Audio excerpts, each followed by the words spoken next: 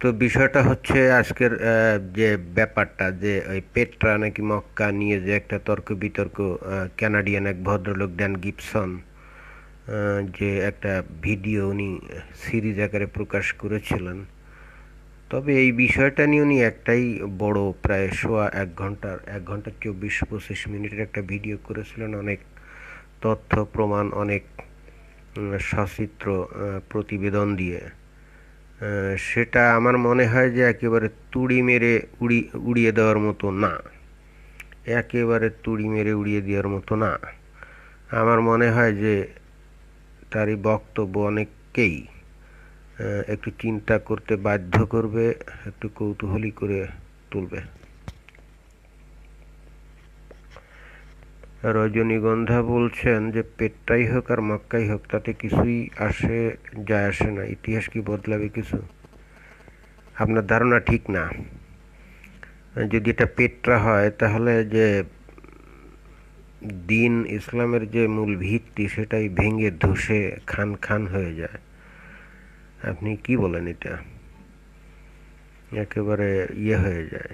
এতদিন যে বিষয়টা মানুষ জেনে আসছে বংশ পরম্পরায় শত শত বছর ধরে, হঠাৎ করে সেটার মূল ভিত্তিটাই যদি ধূলিসাৎ হয়ে যায় তাহলে তো পুরো জিনিসটাই ধূলিসাৎ হয়ে যাবে, তাই না? সুতরাং বিষয়টা অত্যন্ত গুরুত্বের দাবি রাখে। আপনারা যেমন জিনিসটা এত সহজ মনে করছেন, বিষয়টা মোটেও সহজ না। যাই হোক, আমরা আজকের মূল বিষয়ে আলোচনা শুরু করে দিতে পারি, মূল বিষয়ে চলে যাই। আমি আজকে শুধুমাত্র কোরআনের যে আছে, রেফারেন্স আছে, আমি সেটা বলবো। অন্যান্য রেফারেন্সের কথা আজকে আমি বলবো না। সর্বপ্রথমে আমরা যে এখানে রেফারেন্সগুলো দেব সেগুলো হচ্ছে যে মক্কার বর্ণনা দিতে গিয়ে কোরআন কি বলেছে। মক্কার বর্ণনা দিতে গিয়ে কোরআন কি বলেছে আমরা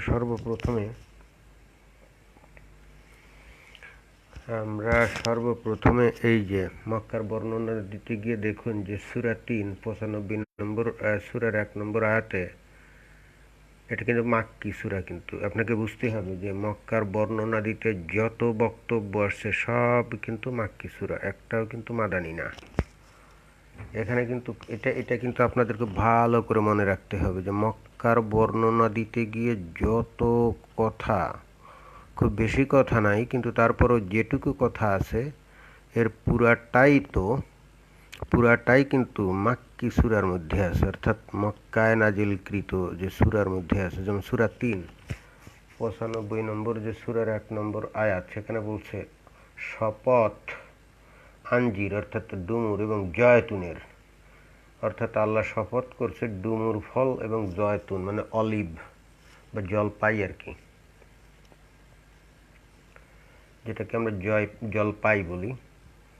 তো এই জলপাই কিন্তু যে বাংলাদেশে যে জলপাই পাওয়া যায় ওইটা না, এটা এক ধরনের জলপাই আছে, ওই যে জলপাইয়ের যে তেল তৈরি হয় এটা একটু ছোট ছোট মতো।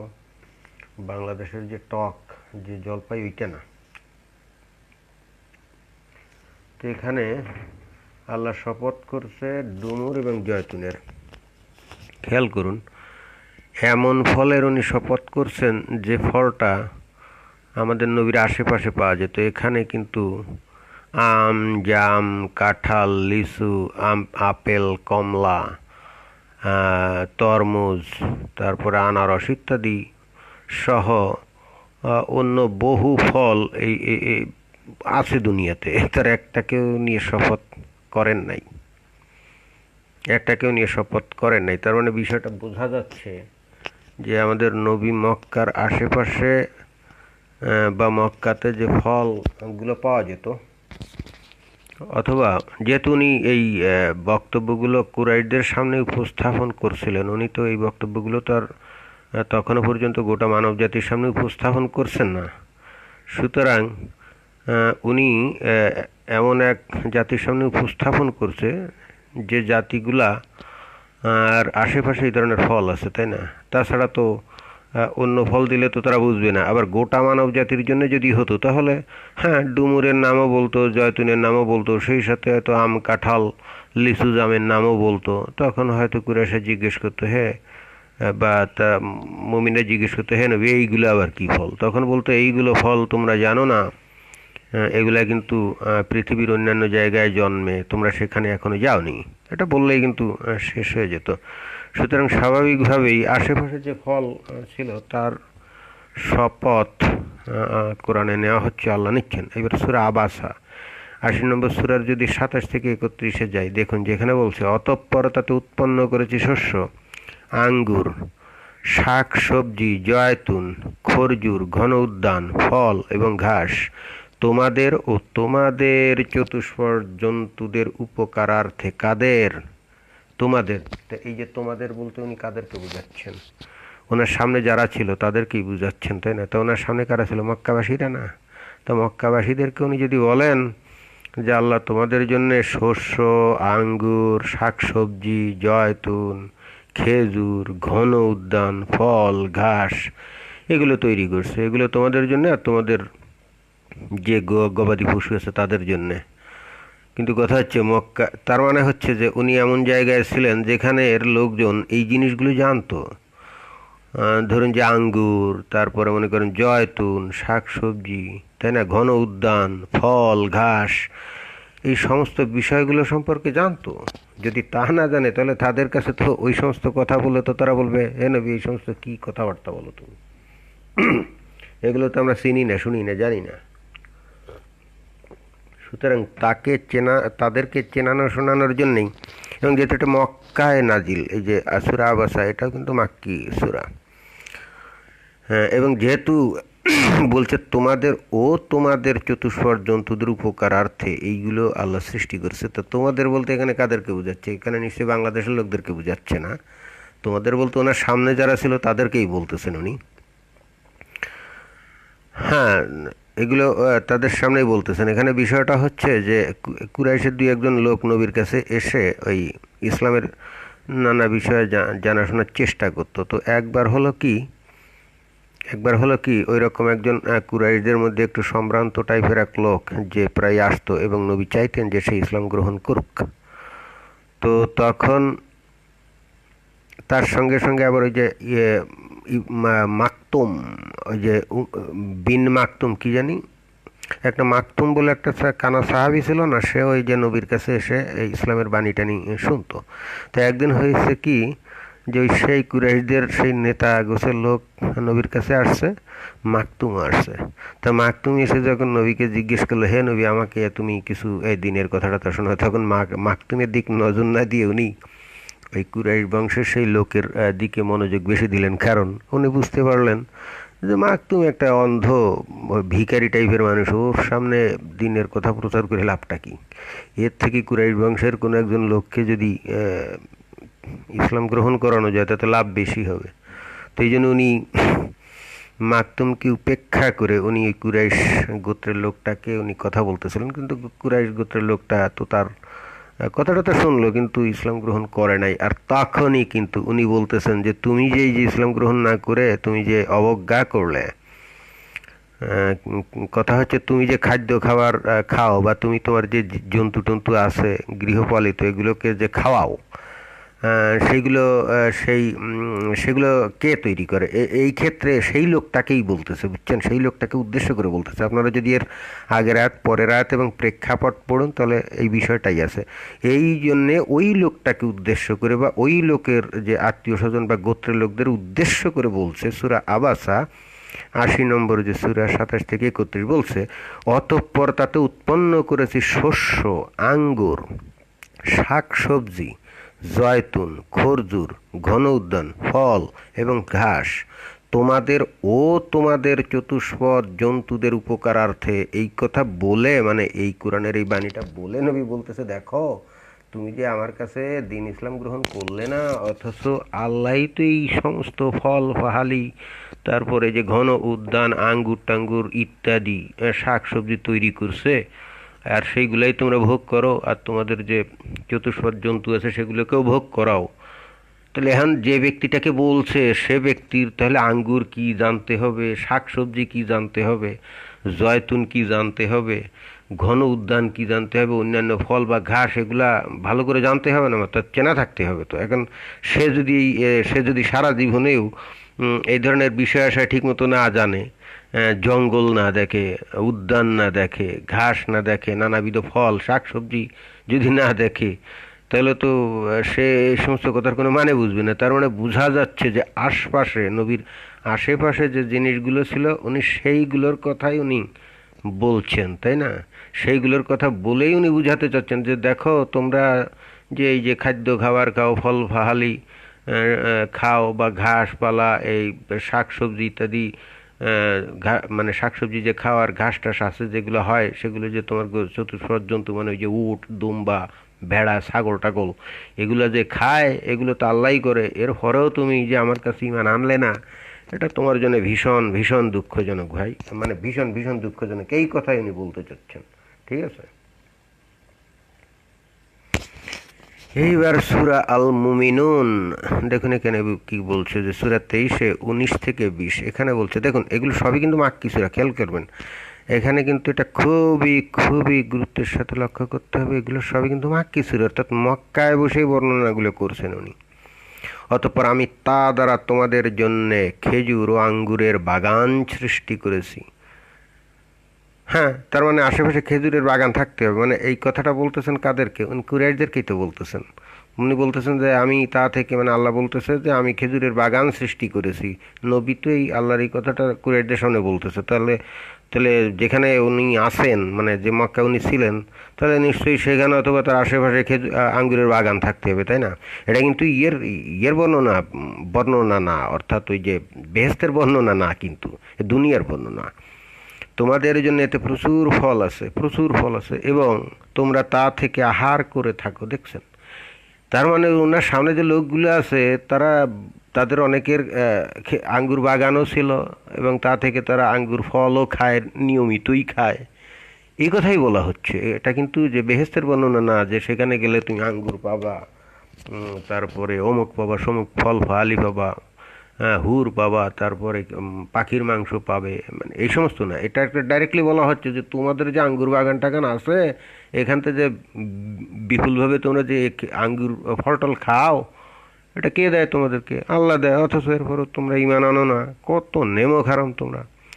এবং ওই বৃক্ষ সৃষ্টি করেছি যা সিনাই পর্বতে জন্মায় এবং আহারকারীদের জন্য তৈল ও ব্যঞ্জন উৎপাদন করে, তৈল ও ব্যঞ্জন উৎপাদন করে। ঠিক আছে, তার মানে যে যাদেরকে বলা হচ্ছে তাদের এই ধরনের ওই যে, মানে তৈল বলতে ওই যে জলপাইয়ের তৈল, জলপাই থেকে তৈল তৈরি হয়, আর ব্যঞ্জন উৎপাদন হয়, মানে রান্না করলে যে ব্যঞ্জন উৎপাদিত, মানে কারি কারি আর কি। এইবার সূরা ইয়াসিনের 36 নম্বর সূরার 33 থেকে 34 দেখেন, এটা মাক্কি। এভরি সূরা ইজ ফ্রম মেক্কা, একটাই কিন্তু মদিনা না। এখানে কিন্তু দেখুন, আমি বারবার করে এই কথাটা বলছি, কারণ এইটাই আপনাদের প্রেক্ষাপট। আপনাকে বুঝতে গেলে এইটাই আপনাকে বুঝতে হবে যে সবগুলো উনি মক্কায় বসে বসে বলতেছেন। ঠিক আছে, একটাও কিন্তু মদিনার বর্ণনা না, কারণ মদিনার যে ভৌগোলিক অবস্থান, এনভায়রনমেন্ট অবস্থান কিন্তু মক্কা থেকে ভিন্ন। সো মদিনার ক্ষেত্রে এই সমস্ত কথা বললে এটা কিন্তু রাইট হয়ে যেত। মদিনার ক্ষেত্রে এই আঙ্গুরের ফল, জয়তুন, অমুক সমুক যত কথাই বলতো সব কিন্তু রাইট হয়ে যেত, কারণ মদিনা একটা মরুদ্যানের মতো, সেখানে বৃষ্টি বাদল মোটামুটি হয়, এবং সেখানে গাছপালা টালা ছিল কিন্তু। সো ওইখানে বসে এই কথা বললে কিন্তু এটা রাইট হয়ে যেত। এটা বলা হচ্ছে কিন্তু মক্কায়, যেখানে এই সমস্ত কিছু নাই, এবং প্রায় 400 কিলোমিটার দূরে, মানে মদিনা থেকে কিন্তু আরও দক্ষিণে 400 কিলোমিটার দূরে কিন্তু এই যে মক্কা, এই মক্কা কিন্তু মদিনার পাশে না। আপনারা বারবার যে মক্কা মদিনা ভাবেন, এটা মনে হয় পাশে, তাই না? এটা মনে হয় যে মানে চিটাগাং আর কক্সবাজার, অথবা মনে করেন যে ঢাকা নারায়ণগঞ্জ, এরকম। মোটেও তা না। এটা কিন্তু ওই প্রায় 400 কিলোমিটার দূরে কিন্তু। সো তৎকালীন সময়ে 400 কিলোমিটার মানে অনেক দূর, অনেক রাস্তা। আজকের মতো তো আর গাড়ি ছিল না, বিমান ছিল না, মানে উঠলাম হুট করে চলে গেলাম, তাই না? সুতরাং তৎকালীন সময় কিন্তু এটা বিরাট, এবং এই 400 কিলোমিটারের কারণে আবহাওয়াগত এবং ভৌগোলিক পরিবেশ আমূল বদলে যাওয়ার সম্ভাবনা কিন্তু, এবং বদলে যায়ও। যেমন উদাহরণস্বরূপ মিশরের যে নীল নদীর আশপাশের যে পরিবেশ প্রকৃতি, সেটা কি ওই যে ওই অঞ্চল থেকে একটু 100 বা 150 কিলোমিটার ভিতরে গেলে কি সেরকম না? সেখানে একেবারে দু দু মরুভূমি, বৃষ্টিপাত হয় না সেখানে। সেখানে কোনো কিছুই, মানে খালি বালি আর বালি, বালি আর বালি। সুতরাং এই 400 কিলোমিটারের প্রেক্ষিতে কিন্তু ভৌগোলিক পরিবেশ, environment, everything is completely changed. সূরা ইয়াসিনের এই যে 33 থেকে 34, যে বললাম যে শস্য তা থেকে ভক্ষণ করো, ভক্ষণ, এই যে কি বলতেছে, এই যে সূরা ইয়াসিন, এই যে 36 নম্বর যে সূরা, সেটা কিন্তু মাক্কি, মানে মক্কায়। 33 ও 34 নম্বর আয়াতে কি বলছে, তাদের জন্য একটি নিদর্শন মৃত পৃথিবী। মৃত পৃথিবী মানে, যদি মৃত পৃথিবী বলতে যেটা বোঝাচ্ছে যে গাছপালা, কিন্তু যদি কিছুই না থাকতো পৃথিবীতে, তাহলে এটা মৃত পৃথিবী।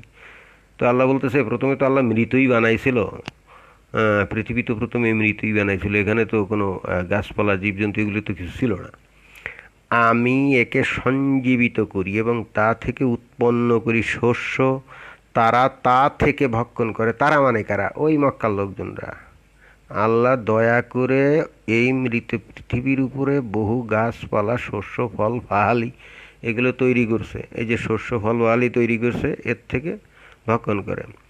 আমি তাতে সৃষ্টি করি খেজুর, আঙ্গুরের বাগান, আবার দেখুন বলছে আঙ্গুরের বাগান, এবং প্রবাহিত করি তাতে নির্ঝরণী, অর্থাৎ আঙ্গুর বাগান থেকে মানুষজন আঙ্গুরও খায়, মদও বানায়, আর নির্ঝরিণী থেকে পানীয় পান করে, তাই না? নির্ঝরিণী মানে ঝর্ণা আর কি, ঝর্ণা টাইপ আর কি, সেখান থেকে পানীয় পান করে।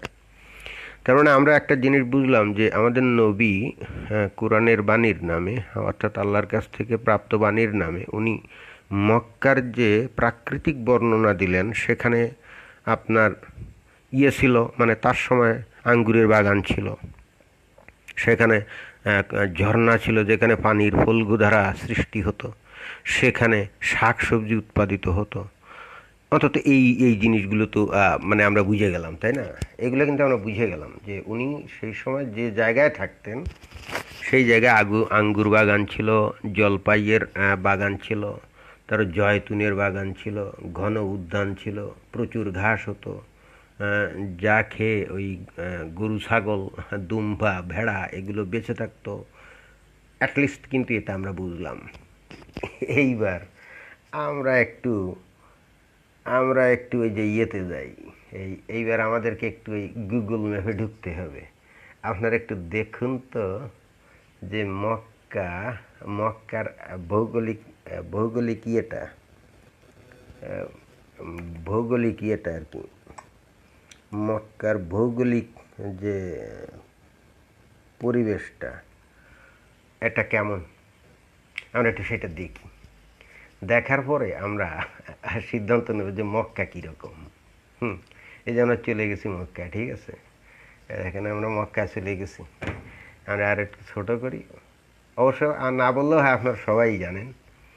এই যে মক্কা দেখছেন, এই যে মক্কা, এই যে মক্কা, এটা একটু বড় করি, দেখেন এটা বড় করি। গুগল না নিয়ে তো এই যে ঘর বাড়ি, এই যে সেই মক্কা, এই যে আল হারাম শরীফ, ঠিক আছে?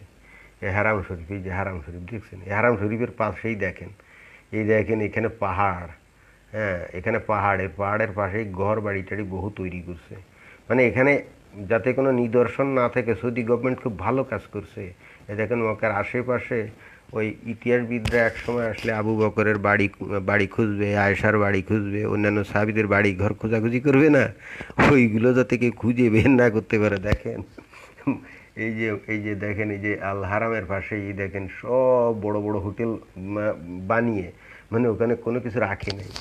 2 দিন পর ওই যে ইহুদিন ছাড়া কাফের এই আর্কিওলজিস্ট বা হিস্টোরিয়ানরা যে ওখানে খোঁজাখুঁজি করবে, এমনিতেই তারা অতীতে কোনো দিনই খোঁড়াখুড়ি করতে দেয় নাই। এখন ভবিষ্যতেও যাতে খোঁড়াখুড়ি করতে না হয়, ওরা কী করছে, ওই কাবা ঘরের আশেপাশে সব ভেঙ্গে, মানে যা ছিল, আদৌ সেখানে কিছুই ছিল না, যেটা আমরা ইতিহাস থেকে জানি, আদৌ কিছু ছিল না। আপনারা যদি আরও 70-80 বছর আগেকার ছবি দেখেন, তাহলে দেখবেন যে ওখানে আদৌ কিছু ছিল না। তো তারপরেও যাতে এই জায়গায় খোঁড়াখুড়ি করে কিছু বের না করতে পারে, যেন সব হোটেল টোটেল বানিয়ে একেবারে ক্লিয়ার করে ফেলছে। হ্যাঁ, এইবার আমরা মক্কার একটু বাইরের আশপাশের পরিবেশটা দেখি সেখানে কি। এই দেখেন একটু সাইডে, এই দেখেন পরিবেশ, আপনি একটু বড় বানায় দিচ্ছি, আরে ইয়েতে যে ইয়ে হলে, এই দেখেন একটু সাইডে দেখাচ্ছি, এই দেখেন পাহাড়গুলো কালো কালো দেখছেন, পাহাড়গুলো কালো কালো, ওই দেখেন ওখানে কিন্তু শাক সবজি তো দূরের কথা, এ দেখেন শাক সবজি কিন্তু মাত্র 4-5 কিলোমিটার, এই যে মক্কা এই কাবাগড়ের থেকে মাত্র 4-5 কিলোমিটার এরকম দূরত্বে দেখেন সব কালো কালো পাহাড় দেখছেন। ওখানে ফল ফহালি মানে জয়তুন ফল, জলপাই, ঘাস, এগুলো তো দূরের কথা, একটা ঘাস ঝোপঝাড়ও কিছু হয় না, হওয়ার কথাও না, কারণ এগুলো একেবারে ওই যে গ্রানাইট পাথরের মতো। যদি বেলে পাথর টাথর হতো তাহলে কিছু ঘাস টাস বা ওই ঘোপে ঘাপে কিছু জন্মাতো, কিন্তু এগুলো গ্রানাইট পাথরের মতো, বুঝছেন? এগুলো দেখবেন আপনারা একটু নিজের একটু দেখবেন। আপনাদেরকে জাস্ট একটু হিন্টস দিলাম, আপনারা কিসে যাবেন? গুগল আর্থ লাইভ যাবেন, অন্য অন্য ইয়েতে যাবেন না, তাহলে আপনারা খুব ভালো করে বুঝতে পারবেন না। গুগল আর্থ লাইভে যাবেন, লাইভে গেলে আপনারা একটা পেয়ে যাবেন। আর যারা নাকি যে মোবাইলে ইয়ে করেন তারা গুগল আর্থ লাইভ বা গুগল ম্যাপ লাইভ এই এই অ্যাপটা ইউজ করবেন, তাহলে আপনারা খুব পরিষ্কারভাবে বুঝতে পারবেন। ঠিক আছে, এইবার দেখেন, দেখেন তো এখানে, এখানে তো কিছুই হওয়া সম্ভব না, এটার কিছুই হওয়া সম্ভব না, এবং হয়ও না এখনও। এই যে এখনও যারা, এই যে দেখুন, এই যে একটু পাশে, এই যে একটু পাশে, এই দেখেন, এই যে 3-4 কিলোমিটারের মধ্যেই, এই দেখেন এই ঘরবাড়ি দেখছেন না, এই দেখেন এই পাশে 3-4 কিলোমিটারের মধ্যেই, এই যে 3-4 কিলোমিটারের মধ্যে, এই যে দেখুন কি অবস্থা, দেখুন এই যে দেখেন একের কালো কালো পাহাড় দেখছেন, কালো কালো পাহাড়, কালো কালো পাহাড়। এখানে ফল হওয়ালি শাক সবজি তো দূরের কথা, একটা ঘাসও জন্মায় না, একটা ঘাসও জন্মায় না, এবং কখনোই সেটা নেই। এমনকি এখানে একটা কোনো খেজুর গাছও নেই। সৌদি আরবের খেজুর কিন্তু ওখানে হয় না, সৌদি আরবের খেজুর হাইলে, হাইলে তারপরে অন্যান্য জায়গায় হয়, কিন্তু এই দাম্মাম টাম্মাম ওইদিকে হয়, মদিনায় হয়, মক্কায় কিন্তু খেজুর হয় না। যারা আপনারা হজ করতে যান তারা ওই যে রাস্তার পাশে দুই একটা খেজুর গাছ টাছ আপনারা দেখতে পারেন। এর কারণ কি জানেন? কারণ ওগুলো সরকার বহুত কষ্ট করে এগুলোকে বাঁচিয়ে রাখে। আর যে দুই একটা গাছও আপনারা হয়তো দেখবেন রাস্তার পাশে, এবং এটার পিছনে বহুত খরচ হয়, দৈনিক 2বার মানে পানি দিতে হয়, তাদের দামি পানি, ওই পানি কিন্তু ওই গাছের গোড়ায় দিতে হয়। নর্মালি কিন্তু এগুলো হওয়ার কথা নেই। যে দেখেন এই যে আশেপাশে দেখছেন, আপনি নিজেরা চেক করবেন, চেক করবেন, চেক করলে দেখবেন কিচ্ছু এখানে, এখানে তো ঘাস টাস তো প্রশ্নই ওঠে না, কিচ্ছু হয় না। তাহলে এই যে কোরআনে আমরা যে, এই যে কোরআনে আমরা যে মক্কার সুন্দর বর্ণনা আমরা পেলাম, যেখানে নাকি আঙ্গুরের বাগান আছে যা থেকে কুরাইশা খায়, আল্লাহ বলতেছে যাই আমি যে সুন্দর আঙ্গুর বাগান টাগান তৈরি করে রাখছি, তোরা সেখান থেকে খাওয়া দাওয়া করো, তারপরও তোরা ইমান আনো না। ঘটনাটা কি তোদের? হ্যাঁ, মানে আল্লাহর মূল বক্তব্য হচ্ছে সেটা, আঙ্গুর ফল তৈরি করে রাখছি, জয়তুনের বাগান করছি, জলপাইয়ের বাগান করছি, হ্যাঁ, শাক সবজির বাগান করছি, তোরা এগুলো নিয়মিত খাও, তোদের গরু ছাগলরেও খাওয়াও, ওই যে ঘাস টাস অনেক তৈরি করছি, তো তোরা এত কিছু তোদের নিয়ামত দিলাম, তারপরেও তোরা যে ইমান টিমান আনো না, তোদের মতো নিমক হারামি তো আর নাই। আল্লাহ মোটামুটি এই কারণে খেপে গেছে, এবং এই প্রত্যেকটা সূরা হলো আপনার ইয়েতে মক্কায় নাজিল হওয়া। ঠিক আছে, সুতরাং মক্কার বর্ণনা মানে ভৌগোলিক এবং এনভায়রনমেন্টাল অর্থাৎ প্রাকৃতিক মানে পরিবেশগত যে বর্ণনা আমরা কোরআন থেকে পেলাম, আমাদের আজ মানে বর্তমানে যে মক্কা এর সাথে এখনও মিল নাই, অতীতে আরও রুক্ষ ছিল। বর্তমানে তো এখানে সৌদি সরকার অনেক টাকা পয়সা খরচ করে পানি সরবরাহ করে, ফলে একটু হয়তো চেঞ্জ হলে হতেও পারে, বাট অতীতে ছিল কিন্তু আরও রুক্ষ, হ্যাঁ, আরও মানে কঠিন। এবং এখানে আপনার গরু ছাগলও, এখানে আপনার গরু ছাগল বলি, ওই যে উট দুম্বা ভেড়া এগুলোও কিন্তু এখানে পালন করা সম্ভব না এই যে এই মক্কাতে। কারণ হচ্ছে যদি আমরা শুনি যে এগুলো পালন করে, না, এগুলো পালন করা সম্ভব না, কারণ এগুলো পালন করতে গেলে আপনার গাছ লাগবে না। উট কিন্তু এই যে খেজুরের পাতা খায়, তারপরে ঝোপঝাড়ের পাতা টাতা এগুলো খায়, তো এখানে তো কিছু হয় না। তো উট সে আছে তো 1400 বছর আগেও তো সেখানে কিছু ছিল না। এবং যদি বিশ্বাস না করেন আপনারা এটা নিয়ে এই ইয়ে করবেন, একটা মানে soil test of ancient Mecca, soil test of ancient Mecca দিয়ে আপনারা সার্চ করে দেখবেন যে ওই ধরনের কোনো রিপোর্ট পাওয়া যায় না যে আজকে থেকে 1000 বছর আগে বা ১,৫০০ বছর আগে এখানে প্রচুর বৃষ্টিপাতটা তো অনেক, এবং মানে ১,৫০০ বছর আগে এই সয়ালে যদি প্রচুর গাছপালা হতো তাহলে ওই সমস্ত গাছপালার যে মানে নমুনা বা ওই সমস্ত গাছপালার যে পচে টচে গেলে যে ইয়েটা থাকে, মাটির সয়েলের সাথে তো মিশে থাকে, তো এগুলো টেস্ট করলে কিন্তু বলা যায় যে এত বছর আগে এখানে অনেক গাছপালা ছিল। পরবর্তীতে এখানে যে কোনো কারণে হোক বৃষ্টি হয় না, সো এখন মরুভূমি হয়ে গেছে। যেমন আপনার আজকে থেকে ১৫-২০ হাজার বছর আগেও, আপনার ১৫-২০ হাজার বছর আগেও কিন্তু ওই যে সাহারা মরুভূমির একটা বিরাট অংশ কিন্তু সাগরের নিচে ছিল, এবং সাহারা মরুভূমির অনেক জায়গায় কিন্তু জঙ্গল টঙ্গল ছিল। এই জন্যে কিন্তু এই যে সাহারা মরুভূমির অনেক জায়গায় তিমি মাছের বিরাট কঙ্কাল পাওয়া গেছে, বিভিন্ন সাগরের জীবের কঙ্কাল টঙ্কাল পাওয়া গেছে কিন্তু একেবারে ইনট্যাক্ট। হ্যাঁ, তো এগুলো কিন্তু পাওয়া গেছে, কিন্তু মক্কায় এইগুলো কিন্তু কিছুই পাওয়া যায় না এবং পাওয়া যায়ও নি। আপনার যখন এই যে নতুন নতুন এই যে বিল্ডিং টিল্ডিং তৈরি করেছে তখনও কিন্তু ওখানে পুরনো আমলের কোনো কোনো প্রত্নতাত্ত্বিক নিদর্শন পাওয়া যায় নাই, এ ধরনের কোনো নমুনা নেই।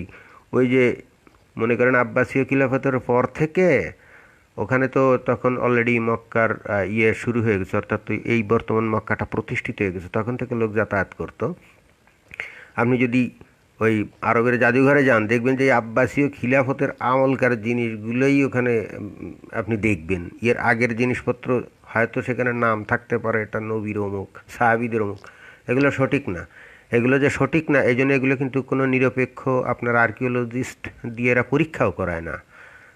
মানে সে সাহস তাদের নাই, ওগুলো টাচও করতে দেয় না, ওইভাবেই রেখে আসছে এবং সাধারণ মানুষ তো ওটাই বিশ্বাস করে।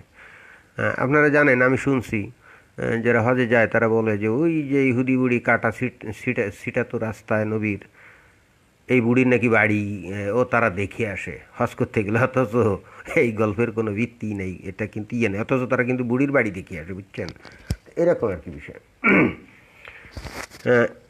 এরকম একটা বিষয়। এইবার আমরা যেটা দেখতে চাচ্ছি সেটা হলো এই হেরা গুহার বিষয়টা। আসেন একটু হেরা গুহা দেখি।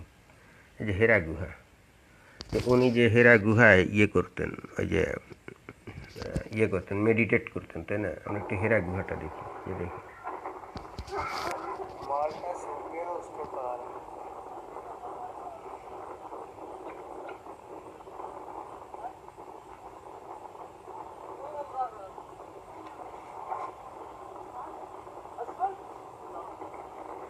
का रास्ता इधर से जाता है।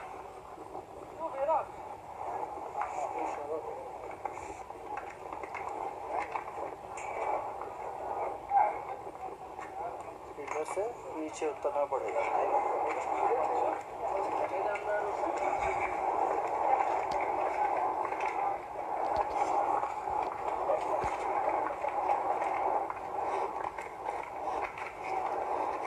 इधर से ज्यादा डर लग रहा है, एकदम नीचे को जाता है।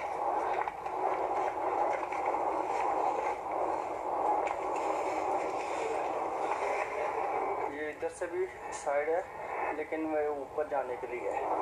इसके इधर रास्ता नहीं बनता आपको ना, इसे कहते हैं बाबूगार। इधर से अंदर से जाना पड़ता है। ये देखছেন সিফা, দেখছেন সিফা,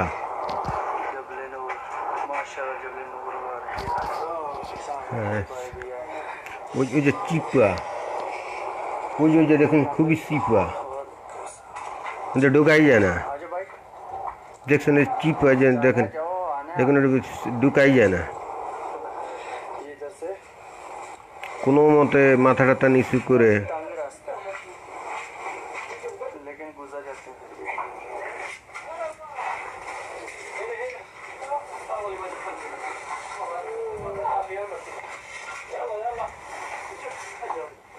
এবং এটা কিন্তু সৌদি আরবের সরকার এগুলো ভেঙে চুরে তৈরি করছে। এই যেটুকু যে ঢুকতে পারতেছে এটা কিন্তু ওই 1400 বছর আগেকার না, এগুলো কিন্তু ওই যে সৌদি সরকার ভেঙে চুরে এগুলো মানে যাতে যাতায়াত করা যায় ওইভাবে তৈরি করছে, বুঝতে পারছেন?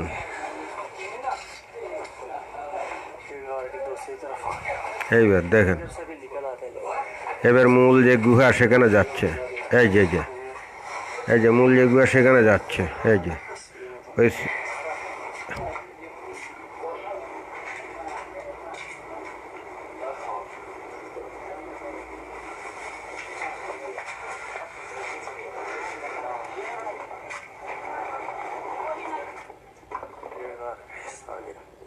ঠিক আছে, এই যে ওই দেখেন ওই যে মূল যে ইয়ে গুহাটা, ওই যে ওই যে ওই যে মানে ছবিটা এরা ভালো করে ভিডিওটা তোলে নাই, মানে আমার মনে হয় যে এদেরও মনে শয়তানি ছিল যে ভালো করে তুললে মানুষজন যদি ধরে ফেলে। ऊपर से जो काइने এক একটু দিয়ে ওই নিচে নিচে দেখাচ্ছে, এর বেটা নিচে দেখানোর কি হলো? जैसे हवा चलती है नीचे जाती এরা চালাক আছে, মানে মূল জায়গাটা দেখায় না, দেখালে যদি है ऐसे नीचे जाता মানুষ সন্দেহ করে। चला गया মূল জায়গাটা দেখাচ্ছে না, দেখছেন ভিডিও করছে ফাও।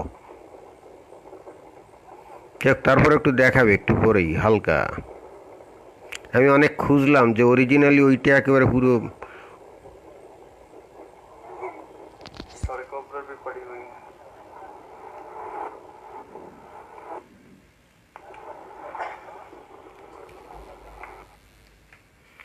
है সেটা বাদ দেন, ওই আপনারা দেখে নিন। আপনি দেখবেন যে আপনার যদি হেরা গুহার যদি এটা দেখেন তাহলে দেখবেন যে ঢোকাই যায় না। প্রশ্ন হলো ওই যে যেটুক যে প্যাসেজ যেটুকু দেখা যায় না ওটাও কিন্তু এই সৌদি সরকার তৈরি করছে। আমি আরও অনেক আগে একটা ভিডিও দেখছিলাম, ওর মধ্যে ঢোকাই যায় না, যখন নাকি এত ভিড় ভাড় ছিল না। সে থেকে আরও মনে করেন 15-20 বছর আগেকার একটা ভিডিও দেখছিলাম, তখন ওর মধ্যে ঢোকা যেত না, মানে কোনো মতে চেপে চুপিয়ে মানে যে কোনো মতে একটু মাথায় ইয়ে করে। এখন দেখি যে এখন যে ছবিগুলো দেখে দেখে যে ঢুকতে পারে, তখন কিন্তু ঢোকাই যেত না, ঠিক আছে। আমার প্রশ্ন হলো রাতের বেলায় আমাদের নবী একা একা বাড়ি থেকে অনেকখানি দূরে, 3-4 কিলোমিটার দূরে, ওই জায়গায় সিপার মধ্যে ঢোকার মানে আর জায়গা নাই, মানে আর জায়গা নাই বসার, আমি তো বুঝলাম না। এবার আপনি পেটটাকে দেখেন, আপনারা যদি পেটটাকে দেখেন তাহলে আপনারা বুঝতে পারবেন যে এই দুইটা জায়গার তফাৎ, দুইটা জায়গার তফাৎ The কিন্তু বুঝে ফেলবেন। magnitude of the columns and the rock face are unbelievable. Very impressive. Check. I need to make a purchase and get some sun protection.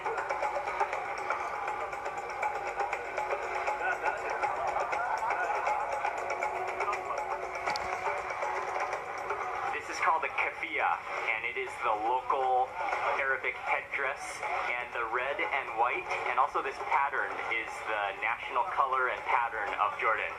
So I am prepared now to take on Petra. Got the headdress, protection from the sun. It's going to be a great day.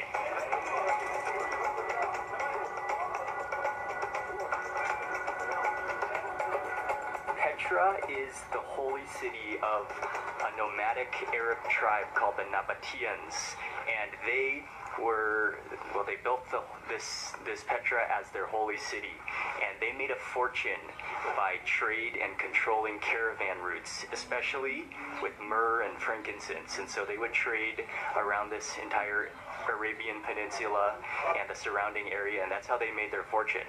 And when they started getting so rich is when they started thinking about এই যে দেখুন, এই যে আমি আসলে এটা কিন্তু ওই কোনো মানে একেবারে কোনো রাস্তার মেইন এন্ট্রান্সের মধ্যে না। এই যে দেখুন, এই যে কত সুন্দর, এটা কিন্তু এই যে নাবাতিয়ানরা সেখানে যে গুহা বানিয়ে বানিয়ে যে থাকতো, এটা কিন্তু সেরকম না, এটা কিন্তু ন্যাচারাল। হ্যাঁ, এটা কিন্তু ন্যাচারাল, এটা কিন্তু মানে ন্যাচারাল বলতে আমি যেটা বোঝাতে চাচ্ছি, not artificial, it's a completely natural. হ্যাঁ, তো কেন এই যে দেখুন যে কত বড় সুন্দর করে, আপনি যদি মেডিটেট করতেই চান যান না, ঢুকে পড়েন, ঢুকে যে আপনি ওখানে বসে থাকুন, তাই না? ওই আপনার কোকড়া মোকড়া সিফা সাফা ঘা গুতা খেয়ে তো ওখানে যাওয়ার দরকার নেই। আর তাবাদে আপনি যদি রাতের বেলা যেতে চান দেন দিস ন্যাচারাল গুহাই তো আপনার জন্য সবচাইতে বেস্ট ওয়ান, কি তাই না? আপনি হেরা গুহাটাকে দেখেন আর এটাকে একটু তুলনা করছেন।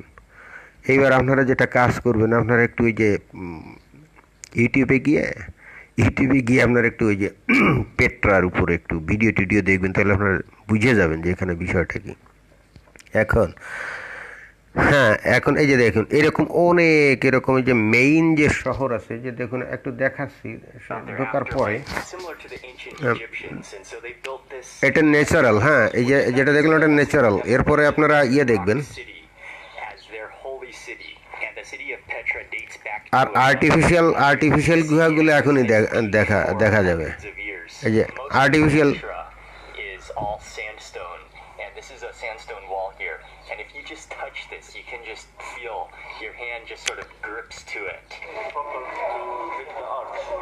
One of the things that I'm always concerned of when walking Hey, through that the kid. is a flash flood, because if a lot of rain falls somewhere near, all of that water channels into a is all sandstone, and this is a sandstone wall here. Yeah. And if you just এখানে পানি নিষ্কাশনের ব্যবস্থা আমি দেখাচ্ছি। your hand just sort of grips to it.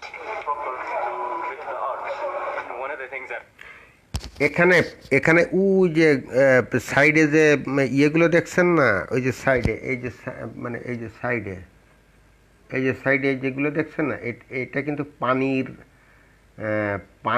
মানে পানিকে মানে উপরে যে পানি বৃষ্টিতে পড়তো সেই পানিটাকে এইটার দিয়ে নিয়ে ওরা এক জায়গায় সংরক্ষণ করতো। টোটাল ইয়েটাই কিন্তু পানির ইয়েটা আছে, তার মানে বোঝাই যাচ্ছে যে এখানে মোটামুটি বেশ ভালো মাত্রায় এখানে বৃষ্টি হতো।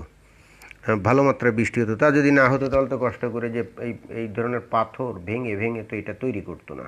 হ্যাঁ, এবং এর লাইনে যে লাস্টের দিকে যে বড় বড় পাথর ওই মানে কূপ আছে যেখানে পানি ওরা সংরক্ষণ করে রাখতো।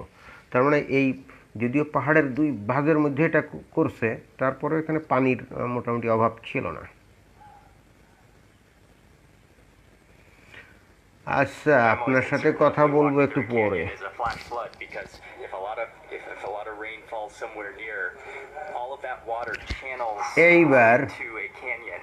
এইটা না, এইবার আমি যেটা দেখাতে চাচ্ছি যে এখানকার যে ন্যাচারাল যে ইয়েটা সেটা আমি দেখাতে চাচ্ছি। পেট্রা এক হাতে কি ইয়ে করা যায় নাকি? এই যে দেখুন পেট্রা, এই হলো পেট্রার পাশে শহর টর আছে। এই যে দেখুন পেট্রা, এই দেখুন এখানে কিন্তু এই যে ইয়ে হলেও কিন্তু এখন এই যে সবুজের ছোঁয়া আছে, অর্থাৎ এখানে এখনও কিন্তু এই যে গাছপালা হয়, দেখছেন ওই যে সবুজের ছোঁয়া আছে। এই দেখেন এখানে গাছপালা হয়, দেখেন এখানে এই যে এখানে দেখেন গাছপালা আছে, এই দেখেন গাছপালা আছে, দেখছেন একেবারে মক্কার মতো একেবারে। এই গাছপালাগুলো কিন্তু এই যে ন্যাচারাল, এগুলো কিন্তু এই যে আর্টিফিশিয়াল না, মানে ওই ইয়ে না, এগুলো দেখেন ওই যে বাইরে ভাইকা হয়েছে, অর্থাৎ মক্কার মতো ওই ধরনের কঠিন রুক্ষ পরিবেশ না। এই যে দেখুন এই সমস্ত জায়গা, এই যে দেখুন এই যে সবুজ, এই দেখেন এরা এই জায়গায় ওই যে লাইন দিয়ে ওই যে ইয়ে করছে, তারা এখানে নানাবিধ চাষবাস করে ওই যে লাইন দিয়ে ওই যে এখানে ওই যে পাহাড়ে যেরকম ওই যে খাস কেটে চাষবাস করে না, এরকম চাষবাস করে।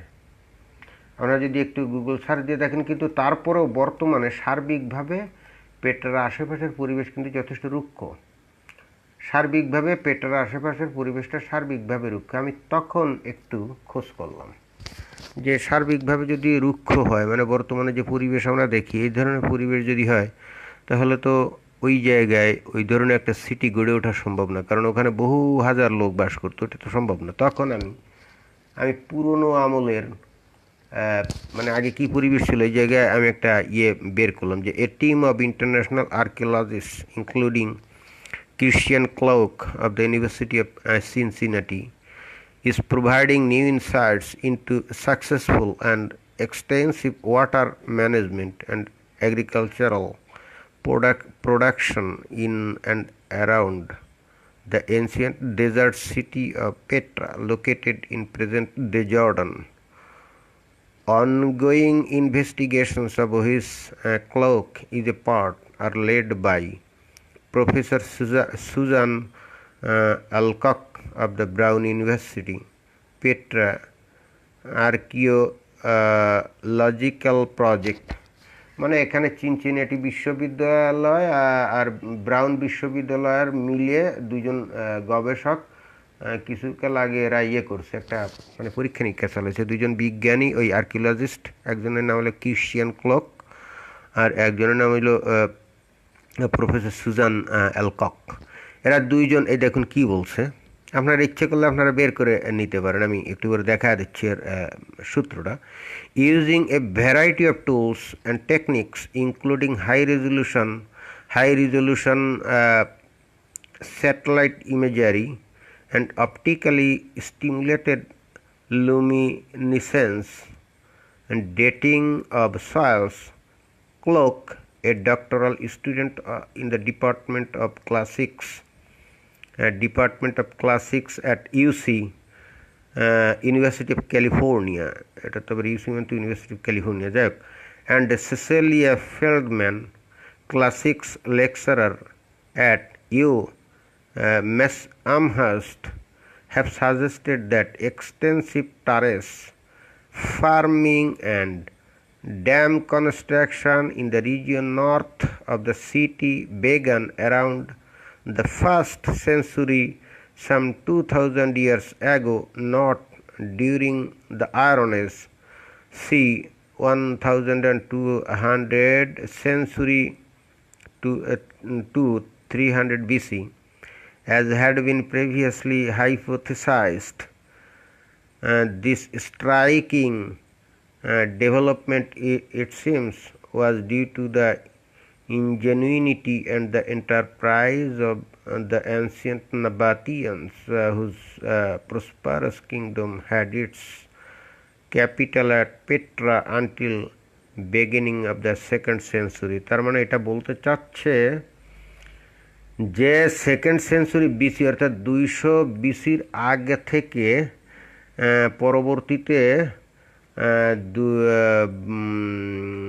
পরবর্তীতে বেশ কয়েক শতাব্দী ধরে এখানে ওই যে নাবাতিয়ানরা যারা বাস করতো তারা এই পেটটার উত্তর সাইডে তারা এগ্রিকালচারাল প্রচণ্ড রকম তারা উন্নতি করেছিল এবং এখানে প্রপার ইরিগেশন সিস্টেম তারা তৈরি করে সেখানে প্রচুর ফসল এগুলো তারা ওখানে উৎপন্ন করত। তো তার মানে এটা বুঝাতে চাচ্ছে, এই যে আরেকটু আমি পড়তে চাচ্ছি, আমি আসলে ওই মোবাইলের ক্যামেরার মধ্যে দিয়ে পড়ি তো এই জন্য পড়ার গতিটা একটু স্লথ, যাক আমি এমনি নিজে পড়ি।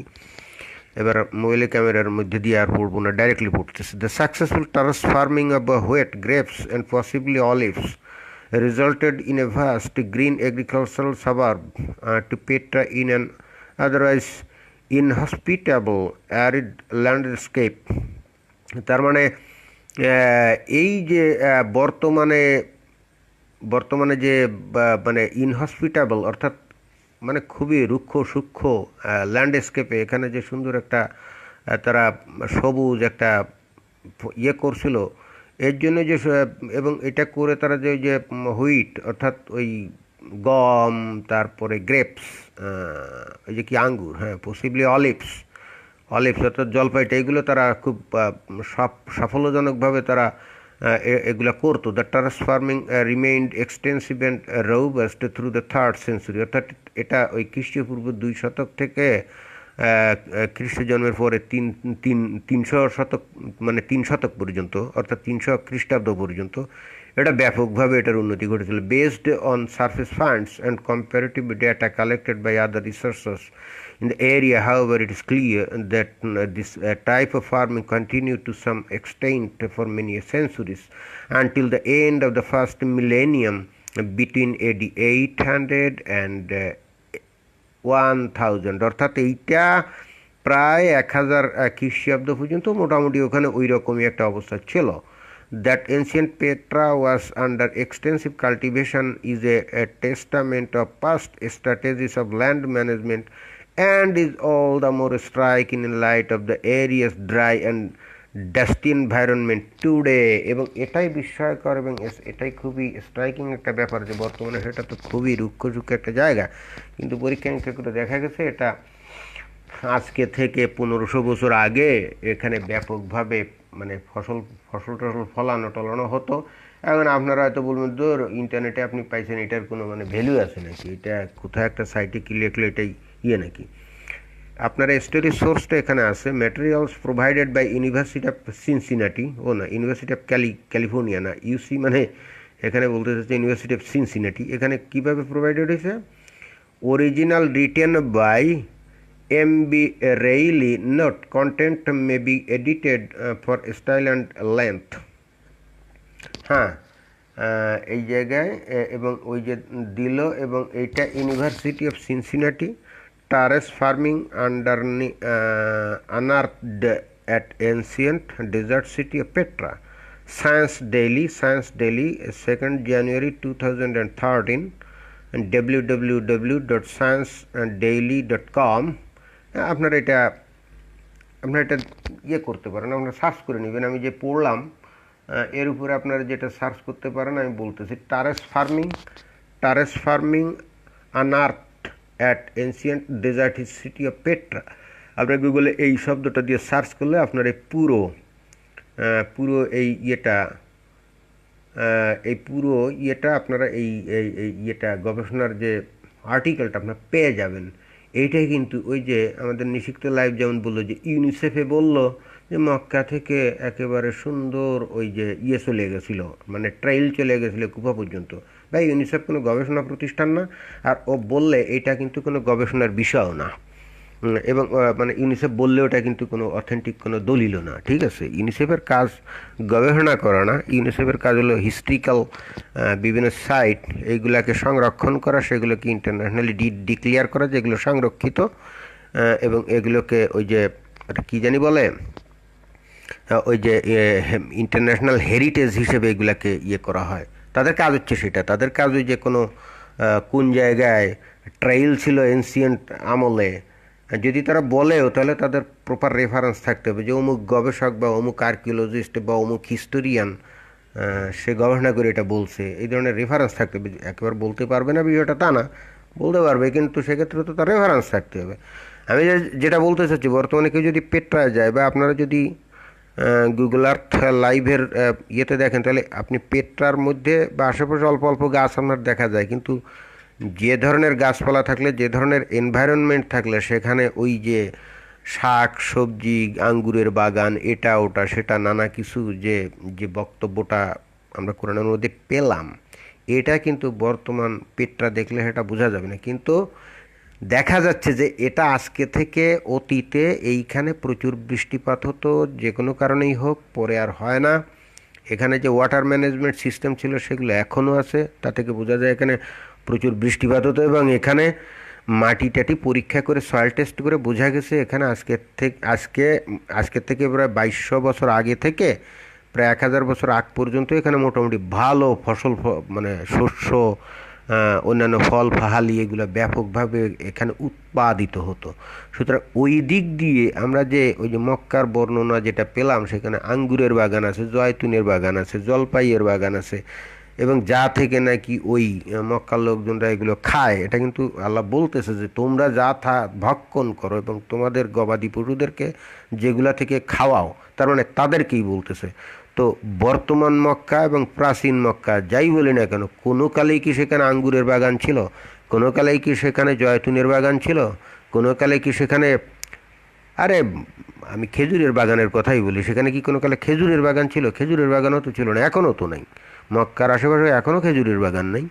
তাহলে এই বর্ণনাটা যে মক্কার দিল, তো এটা তো আমাদের সেই আমরা যদি সেই আজকে থেকে 1400 বছর আগেও ধরে নিই যে মক্কা অ্যাজ এভরিথিং ওকে, কিন্তু ওই বর্ণনার সাথে তো কোনো মিল নেই, কোনো মিলে না, কমপ্লিটলি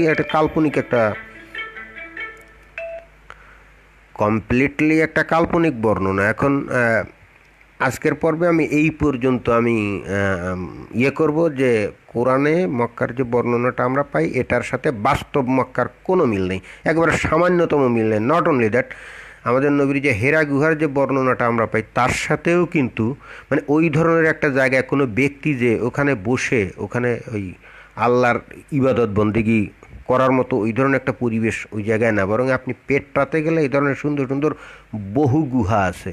আপনি একটু ওই যে ইউটিউবে সার্চ দিবেন পেট্রা নিয়ে, আপনারা এই জায়গায় দেখবেন যে এরকম ওই মূল যে শহরে ওরা অবশ্যই ওই যে পাহাড়ের গায়ে কিন্তু ওই যে গুহা তৈরি করে করে ওরা বাড়ি বানিয়ে থাকতো, ঠিকই আছে, ওই গুহা না, ওই মূল শহর থেকে বেরোয় বাইরে যে পাহাড় টাহাড় আছে ওর মধ্যে আর্টিফিশিয়াল না, ন্যাচারাল বহু কেভ আছে, চমৎকার চমৎকার কেভ আছে, বড় বড় কেভ আছে, এবং ওখানে ওগুলো কিন্তু আর্টিফিশিয়াল না, ওখানে কেউ বাসও করতো না সেই প্রাগৈতিহাসিক আমল থেকে। ওই সমস্ত কেভেই গিয়ে ওই ধরনের গুতা গাতা খেয়ে রাতের অন্ধকারের মধ্যে চিপা চাপায় কোথায় সাপ খোপ থাকবে, একটা ভেজাল না, আরামে বসে ওখানে অনেক করার সুবিধা বেশি। অ্যাটলিস্ট আমার কাছে সেটাই মনে হয় যে আমরা হীরা গুহারও যে বর্ণনা পাই, সেটাও একজন মানুষ যে নাকি ধ্যান করবে, সে ওই ধরনের সিফা সাফা গুহার মধ্যে ঢুকে ভেজালে পড়তে যাবে না। এটা হলো আমার আমার বিশ্বাস। এই যে বর্তমানে যে হিমালয়ের যে বিভিন্ন গুহার মধ্যে ঠান্ডার মধ্যে ওই যে অনেক সাধু সন্ন্যাসী আছে না হিন্দুদের, তারা ওই যে ধ্যান ট্যান করতে যায়, আমরা শুনি এই সমস্ত কাহিনী, তো তারাও কিন্তু একদম সিফা সাফা গুহার মধ্যে ঢোকে না। ওই হিমালয়ের পাদদেশে বা একটু উপরে সেখানে অনেক বড় বড় এই ধরনের কেভ আছে, এই কেভের মধ্যে তারা কিন্তু ঢুকে সেখানে তারা এই যে ধ্যান ট্যান করে আর কি। তো এই হলো আমার আজকের বক্তব্য, ঠিক আছে। আজকের এটা হলো ফার্স্ট পার্ট, আমি দ্বিতীয় পার্টে আরও অন্যান্য বিষয়গুলো আমি উপস্থাপন করব।